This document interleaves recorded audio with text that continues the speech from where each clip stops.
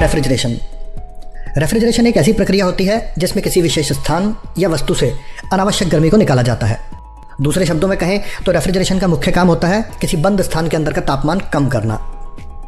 Air conditioning system भी एक प्रकार का रेफ्रिजरेशन सिस्टम ही होता है, जिसे कंफर्ट कूलिंग भी कहा जाता है।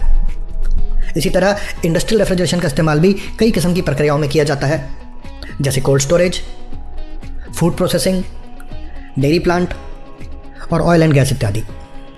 आजकल इंडस्ट्रियल रेफ्रिजरेशन और कॉमर्शियल एयर कंडीशनिंग में जो सबसे ज़्यादा पॉपुलर चॉइस है वो है चिल्ड वाटर सिस्टम, जिसे आमतौर पर चिलर भी कह दिया जाता है। तो चलिए इस वीडियो में हम जानकारी लेते हैं इसी चिल्ड वाटर सिस्टम के बारे में। चिल्ड वाटर सिस्टम की रेफ्रिजरेशन साइकिल में मुख्य भाग होता है कंप्रेसर, जो रेफ्रिजरेंट को कंप्रेस करने का काम करता है। गैस के बेसिक लॉ के अनुसार जब गैस का प्रेशर बढ़ाया जाता है तो उसका टेम्परेचर भी बढ़ जाता है। तो इस तरह कंप्रेस होने के बाद हाई टेम्परेचर और हाई प्रेशर का रेफ्रिजरेंट कंडेंसर में चला जाता है। चिल्ड वाटर सिस्टम में जो कंडेंसर इस्तेमाल होते हैं वो ज़्यादातर शेल एंड ट्यूब टाइप के होते हैं। इनकी शेल में रेफ्रिजरेंट होता है और ट्यूब में पानी। रेफ्रिजरेंट का तापमान लगभग 110 डिग्री फ़ारेनहाइट होता है और ट्यूब में जो पानी होता है उसका तापमान लगभग 90 डिग्री फ़ारेनहाइट होता है। अब पानी का तापमान कम है और रेफ्रिजरेंट का तापमान ज़्यादा है, तो रेफ्रिजरेंट अपनी गर्मी पानी को दे देता है, जिसकी वजह से रेफ्रिजरेंट ठंडा हो जाता है और पानी गर्म होकर बाहर कूलिंग टावर की तरफ चला जाता है। ठंडा होने की वजह से रेफ्रिजरेंट लिक्विड में बदल जाता है। अब अगले स्टेप में ये लिक्विड कंडेंसर से निकल के एक्सपेंशन वॉल्व में आता है।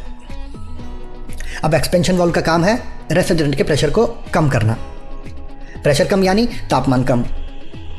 अब यहां से लो टेम्परेचर लो प्रेशर का रेफ्रिजरेंट चिलर में आता है। ये चिलर भी ज़्यादातर शेल एंड ट्यूब टाइप के ही होते हैं, लेकिन इनकी शेल में पानी होता है और ट्यूब में रेफ्रिजरेंट। रेफ्रिजरेंट का तापमान लगभग 40 डिग्री फ़ारेनहाइट होता है।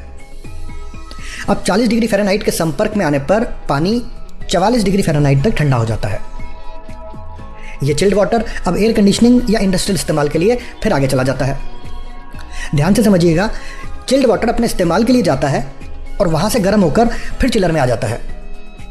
इस्तेमाल यानी वो ज़रूरी उपयोग जिसके लिए चिलर खरीदा गया है, जैसे एयर कंडीशनिंग या इंडस्ट्रियल हीट रिकवरी इत्यादि। प्रोसेस के बाद पानी का तापमान लगभग 54 डिग्री फ़ारेनहाइट हो जाता है। दूसरी तरफ अब पानी के संपर्क में आने से चिलर की ट्यूब वाला रेफ्रिजरेंट गर्म होकर वापस गैस में बदल जाता है, जो कि फिर से कंप्रेसर में चला जाता है और यह प्रक्रिया लगातार चलती रहती है।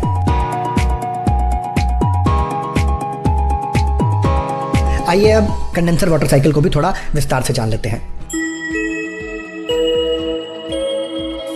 कंडेंसर वाटर साइकिल के मुख्य भाग होते हैं pump, shell and tube type condenser और कूलिंग टावर। तो इसमें क्या होता है? इसमें जो कंडेंसर पंप है वो कूलिंग टावर से ठंडे पानी को खींचता है, जिसका तापमान लगभग 90 डिग्री फ़ारेनहाइट होता है, और ये जो पानी है वो कंडेंसर की ट्यूब में से बहता हुआ जाता है। कंडेंसर का जो शेल है उसमें high temperature high pressure refrigerant है, जिसका तापमान लगभग 110 डिग्री फ़ारेनहाइट के आसपास होता है। मतलब रेफ्रिजरेंट का तापमान ज़्यादा है और जो पानी इसकी ट्यूब में बह रहा है उसका तापमान कम है। तो ऐसे में रेफ्रिजरेंट अपनी गर्मी पानी को दे देता है और उसके कारण रेफ्रिजरेंट ठंडा हो जाता है और पानी का तापमान लगभग 100 डिग्री फ़ारेनहाइट तक पहुंच जाता है।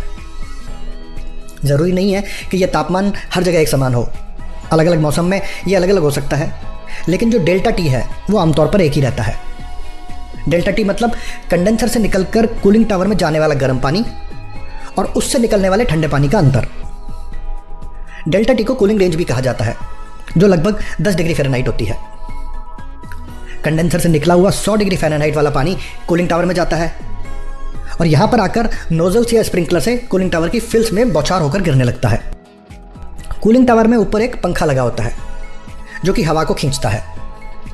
तो इस हवा के संपर्क में आते ही पानी का तापमान कम हो जाता है और एवेपोरेशन होते ही वो ठंडा होकर कूलिंग टावर के नीचे जो टैंक होता है उसमें जमा हो जाता है। अब इस ठंडे पानी को वापस पंप के द्वारा कंडेंसर में भेज दिया जाता है। रेफ्रिजरेशन साइकिल की तरह कंडेंसर वाटर साइकिल की ये प्रक्रिया भी इसी तरह चलती रहती है।